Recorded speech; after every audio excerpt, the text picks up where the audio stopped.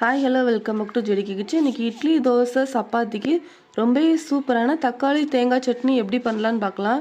இது ரொம்ப டேஸ்ட்டாக இருக்கும், ரொம்ப ஈஸியாகவே செஞ்சிடலாம். நீங்களும் ஒரு தடவை இந்த மாதிரி செஞ்சு பாருங்கள். அதுக்காக ஒரு பேனில் கொஞ்சமாக எண்ணெய் ஊற்றிக்கிறேன். எண்ணெய் நல்லா சூடாந்துக்கிறோமோ ஒரு 4 பல்லு பூண்டு, ஒரு 10லேருந்து 12 சின்ன வெங்காயம் எடுத்துக்கோங்க.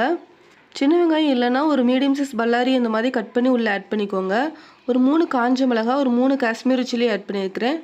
காஷ்மீரி சில்லி ஆப்ஷனல் தான், ஸ்கிப் பண்ணுறதுனா ஸ்கிப் பண்ணிக்கலாம். நல்லா வதக்கி விட்டுக்கோங்க. அந்த எண்ணெயிலே நல்லா வதக்கி விட்டுக்கோங்க.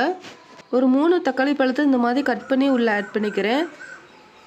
தக்காளி சீக்கிரமாக வதங்கணுங்கிறதுக்காக நான் இந்த டிஷ்ஷுக்கு தேவையான அளவு உப்பு இப்போவே சேர்த்துக்கிறேன்.